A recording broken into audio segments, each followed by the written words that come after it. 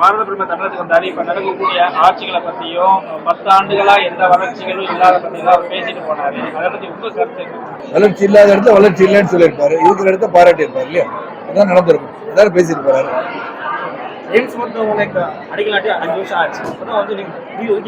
இல்ல, எந்த ஒரு முயற்சியும் வேகமாக நடக்கணும்ன்ற என்னுடைய ஆசையும், அது வேகமாக நடக்கிறதுக்கான முயற்சி எல்லாம் எடுக்கணும். நான் ஏற்கனவே சென்ற ஒரு பத்திரிகையாளர் சந்திப்புல சொன்னேன், இது பத்திரிகையாளர்கள் இருக்கின்ற கட்சி தலைவர்களை கேட்பதை விட மக்களாக நீங்கள் சொன்னீங்களே ஏன் செய்யலன்னு கேட்கின்ற காலம் வரும்போது எந்த ஒரு திட்டம் அறிவிக்கப்பட்டாலும் உடனடியாக நடைபெறக்கான வாய்ப்பு இருக்குன்னு திருநெல்வேலியில் சொன்னேன். அதை பத்தி நாங்கள் தொழிற்போக ஆரம்பிக்கன்னு சொல்லி கிட்டத்தட்ட 15 வருஷம் ஆச்சு, இது வரைக்கும் ஆரம்பிக்கல. இன்னும் ஒரு புல்டோசர் தான் நின்றுட்டு இருக்கோம் நாங்கள் நெருக்கிட்டோம். அப்ப மக்கள் இந்த திட்டத்தை அறிவித்தவர்கள் ஏன் செய்யவில்லை கேள்விகளை கேட்க ஆரம்பிச்சாலே எல்லாம் சிறப்பாக நடக்கும் என்னுடைய கருத்து. தமிழகத்தில் மட்டும் இல்லை, தொடர்ந்து சதர்ன் ஸ்டேட்ஸ்ல கேரளா, ஆந்திரா, தமிழகம் இந்த ஊடுருவல் எப்படியோ வந்துருது. அது நான் யாரையும் குறை சொல்ல, பட் இன்னும் கடுமையான சட்டங்கள் தீட்டப்பட்டு அதை உடனடியாக காவல்துறை அது யார் பண்றாங்களோ அது ஒரு பெரும் புள்ளியாக இருந்தாலும் சரி, யாராக இருந்தாலும் தண்டனைக்கு ஒரு தடவை கொடுத்துட்டாங்கன்னா அந்த இதான் நின்று போயிடும். இப்ப அந்த போதைப் பொருள் கடத்தல பெரிய பெரிய முக்கிய பொறுப்புல உள்ளவங்க பெரிய பெரிய சில பேர் பெரிய புள்ளிகள் இருக்காங்கன்னு சொல்றாங்க. இது வரைக்கும் அது கண்டுபிடிக்கப்படவில்லை. அப்படி இருந்தாங்கன்னா அதை வெட்ட வெளிச்சமாக மக்களுக்கு தெரிவித்து விட்டு அது சிறப்பாக இருக்கும்னு நான் நினைக்கிறேன்.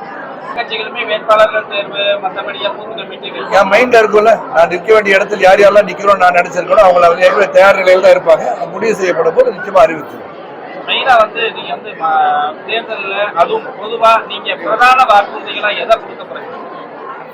மக்களின் முன்னேற்றம், தொழில் வளம். தமிழகத்தை பொறுத்த வரைக்கும் இது மத்திய அரசின் தேர்தலாக இருந்தாலும், மத்திய அரசை நிர்ணயிக்கின்ற தேர்தலாக இருந்தாலும் தமிழகத்தின் தொழில் வளத்தை பெருக்க வேண்டும், வேலை வாய்ப்புகளை அதிகரிக்க வேண்டும். இங்க நிறைய டெவலப்மெண்ட் ப்ராசஸ் அதிகமா இருக்கும்னு நான் நினைக்கிறேன். சார், இப்போ இந்த 3 ஆண்டு கால ஆட்சி ஆட்சி சரி, கடந்த 10 ஆண்டுகள் ஆட்சி உங்களுக்கு எப்படி? 3 ஆண்டு காலத்துல இப்போ கடன் அதிகமாயிடுச்சு. 6 லட்சம் கோடி இருந்தது. இப்போ இந்த பட்ஜெட்ல பாத்தீங்கன்னா 8.33 லட்சம் கோடியாக உயர்ந்து விட்டது. அது உண்மையிலே இந்த போக்கு பார்க்கும்போது பயமா இருக்கு. எப்படி இதை மறுபடியும் இதை அவாதை கொண்டு ரிவர்ஸ்ன்னு சொல்லுவோம் இல்லையா, இது எப்படி நிவர்த்தி செய்ய போறது, இந்த கடனை எப்படி அடைக்க போகிறார்கள், அதுக்கு என்ன திட்டம் வைத்திருக்கிறார்கள். ஆனா இந்த மாதிரி இருக்கும்போது தொடர்ந்து இலவசத்தை கொடுத்துட்டே இருக்காங்களே, அந்த இலவசத்தை தடுப்பதற்கு ஒரு முயற்சியாக எடுத்துக்கொண்டு மக்களை இலவசம் வேண்டான்னு சொல்ற உரிமை, அதாவது except for health and education, இதை தவிர பாக்கி எல்லாத்துக்குமே மிக்சி கொடுக்குறேன், கிரைண்டர் கொடுக்குறேன், கார் கொடுக்குறேன், பைக் கொடுக்குறேன், இதெல்லாம் நிறுத்துறது பெட்டர். கஜானாவே காலியா இருக்கு. இதுக்கு மேல என்ன ஃப்ரீபீஸை பத்தி பேசிட்டு இருக்கீங்க, இலவசத்தை பத்தி பேசுறீங்க. மக்களே வேண்டாம்னு சொல்கின்ற காலம் வந்தால்தான் இந்த கடன் சுமையிலிருந்து நான் மீள முடியும். கண்டிப்பா இல்லதான், அது எந்த மாற்றுக்கிறது. எஜுகேஷன் அண்ட் ஹெல்த், இதை தவிர இலவசங்கள் கொடுக்க கூடாது.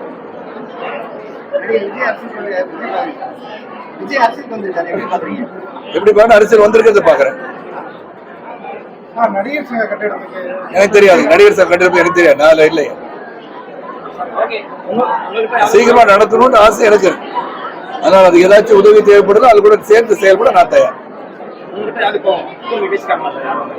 நீங்க பத்திரிகை படிக்கிறது நினைக்கிறேன், பேசியிருக்கான்னு சொன்னேன். அனைத்து இந்திய அண்ணா திராவிட முன்னேற்ற கழக தலைவர் பேசியிருக்கிறார்கள், பாஜக முன்னணி தலைவர்கள் சரி என்ற பேசியிருக்காங்கன்னு சொன்னேன். நீங்க